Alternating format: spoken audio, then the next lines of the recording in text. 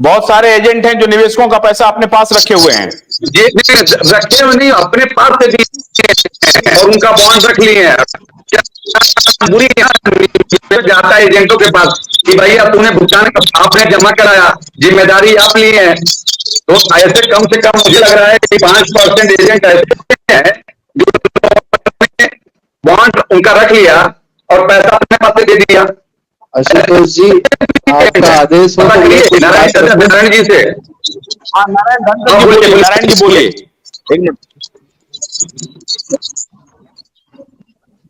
जैसे सुभान भाई बोल रहे हैं, जो एजेंट अपने पास से दिए हैं आपके स्टूडियो में मुझे आने का मौका मिला, मैं बहुत सौभाग्यशाली हूँ। और आपके लिए हमारे पास कोई शब्द नहीं है। जो आज सहारा के पीड़ित एजेंटों और जमाकर्ताओं के लिए आप हमेशा अपनी बहुत धन्यवाद आभार। भुगतान की व्यवस्था दुरुस्त नहीं हो जाए तब तक इस जंग को अंतिम रूप नहीं दिया जा सकता है। मेरा इस पूरे वक्तव्य में आपकी सराहना कर रहा हूं कि मतलब आप इतने इस दौर में आप हमारे पीड़ितों के साथ खड़े हो और लगातार अपने इस चैनल के माध्यम से सहारा की बात सरकार तक पहुंचाने में पूरा जोर लगा रहे हैं। इसके लिए आपका बहुत बहुत धन्यवाद। लेकिन सर, मैं आपसे एक बात फिर मैं कहना चाहता हूं कि चाहे सरकार आ जाए, कोई भी आ जाए, कोई भी रेगुलेटर आ जाए, सहारा का भुगतान सहारा के काउंटर से ही हो सकता है। सहारा ये नहीं कह रहा है कि सहारा को पूर्ण भुगतान यानी कि पूरा पैसा सहारा को दे दिया जाए, सहारा अपने स्तर से बांटेगी, ऐसा सहारा कतई नहीं कह रहा है। सहारा का कहना है केवल वेरिफिकेशन का काम टोटल इन वन सहारा के काउंटर, सहारा के ऑल ऑफिसेस से हो जाए।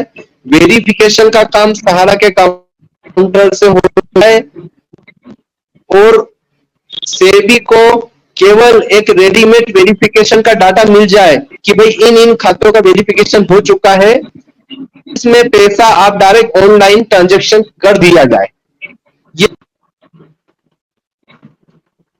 आपको एक ब्रेकिंग दे रहे हैं, अभी एक और ब्रेकिंग दे रहे हैं। अब ब्रेकिंग यह है कि न सिर्फ सरकार बैकफुट पर गई है, वरन की सहारा प्रबंधन भी अब शिद्दत से चाह रही है कि हम निवेशकों मुझे लगता लौटा है।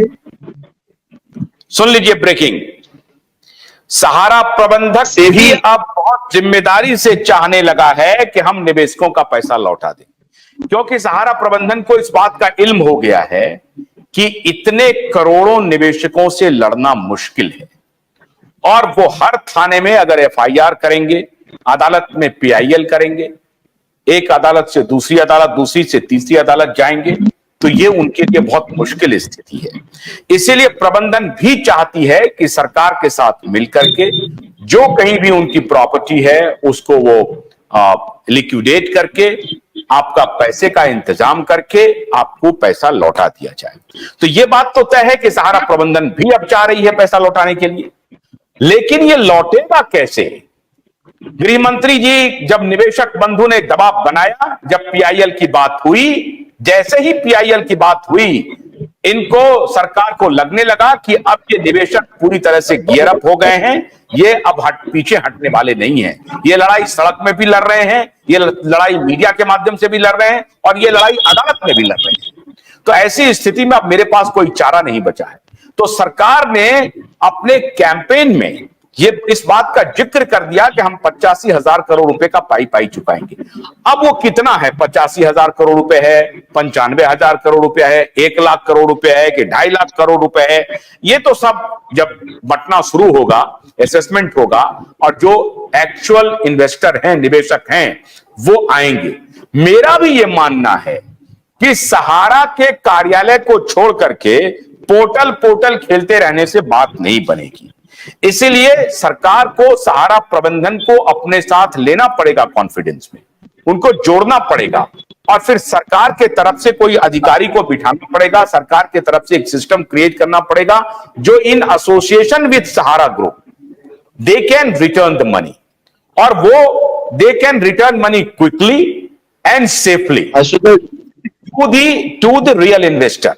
कोई फ्रॉड इन्वेस्टर उसमें नहीं घुसेगा, इतना तय है।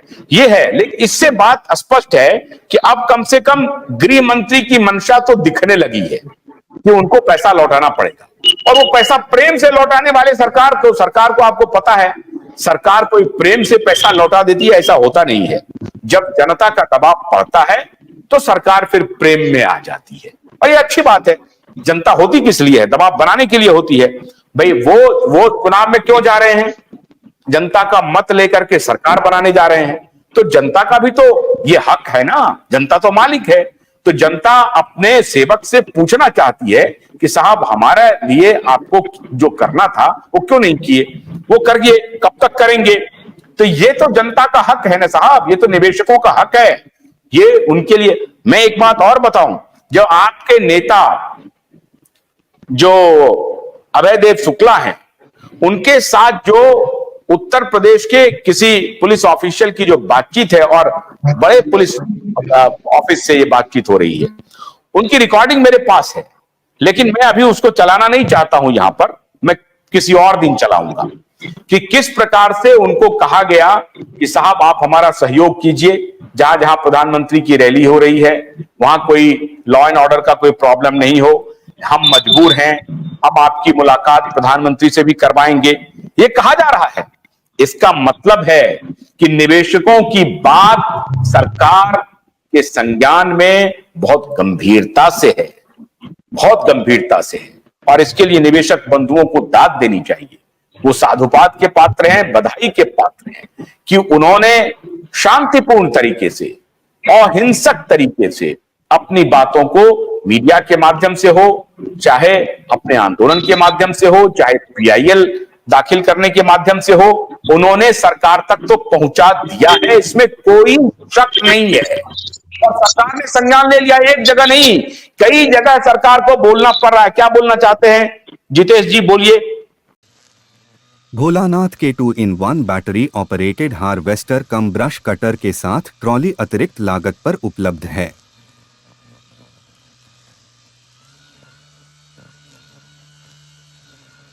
अधिक जानकारी के लिए कृपया दिए गए नंबर पर कॉल करें।